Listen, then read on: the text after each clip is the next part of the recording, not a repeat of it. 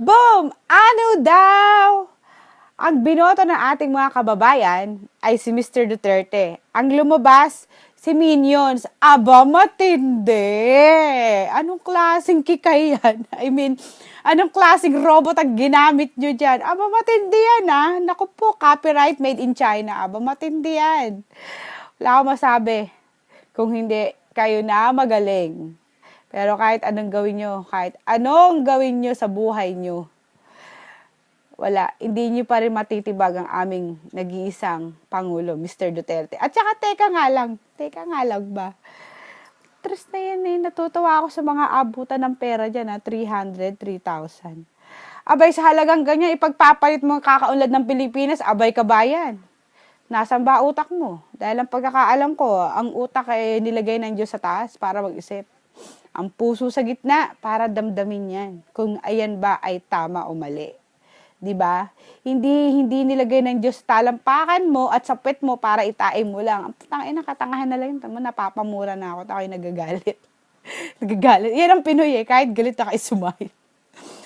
Pwede ba, Pilipinas? Diyos ko miyo. Ayaw niya ba na maging maayos sa ating bansa? Hindi porket sinabi ni Mr. Duterte na magdadanak ang dugo. Patay ka sa akin dong. Ganyan, di ba? Kakastiguhin ko kayong lahat. Hindi po ibig sabihin yan, ikaw, utak hepa ka eh. Kasi ang vitamins mo si Minion. Talagang hepa ang labas mo dyan. Okay, kung magkakahepa ka, bay lubos-lubusin mo na at baka isa ka sa makastigo ni Mr. Duterte. Anyway, ganito lang yan eh. Ang ibig niya pong sabihin doon ay, pag sinabing gano'n ang mga words niya, ng ating magiging presidente at amoy na amoy ko na yan. Kahit ako'y nasa Japan, amoy ko yan, bro. Ang ibig niya pong sabihin doon, itutuwid niya lang ang mga baluktot na gawain ng Pilipinas. Yan ang ibig niya sabihin. At ang tao, mapasino man yan, mapa-animal man yan ng ugali. Pag hindi mo kinastigo yan, hindi magtitino. Walang mangyayaring magandang buhay dyan. Hindi sinabing, patay na yan. Hindi ganun eh. Ang ibig po niya sabihin is, maging maayos. Kung mali, ituwid, itama ang daan. Diyos ko, Pilipinas. Ang gusto lamang po ni Mr. Duterte ang maging maayos tayo. Tama na yung pinagtatawanan tayo. Tayo, Ninoy Aquino dyan, palitan nyo na nga ng pangalan niya, nakakabwisit. Pero yung saan ka dyan? Kahit saan sigurong bansa magpunta ka, pag sinabing Ninoy Aquino, pinaka-worst na airport, ikaw ba matutuwa? Masakit, di ba? Kasi Pilipino ka eh. Kakalaglag bala dyan, kung ano pa nalalaglag yan, leche, mapirahan lang, mapa-foreigner yan, o kapwa Pilipino. Butain na yan, tirahin ang mga yan.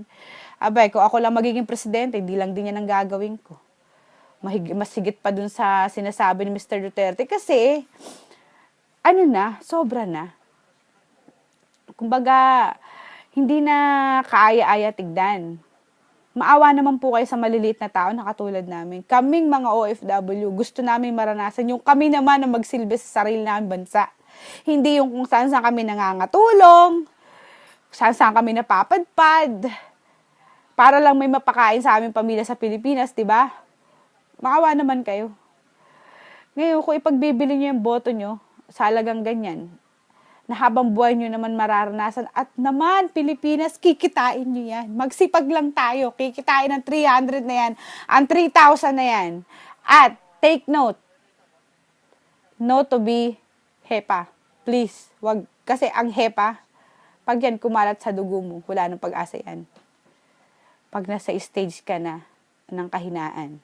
Kaya please, bangon, Pilipinas. Tigilan yung mga minions na ito. Ako'y natatawa.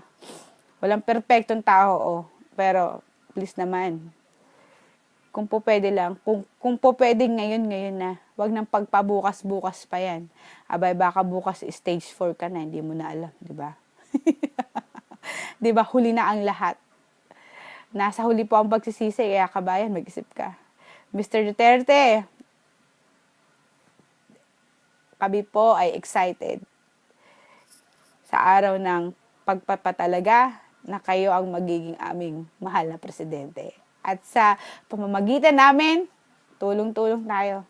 magkaisa. Pilipinas, umahon ka. Bye, Asianista. Papasok pa ako, pero sige, bye. Bye muna. Philippines, I love you. Mabuhay po. Pilipinas, umahon ka. Bye. From Japan, Asianista.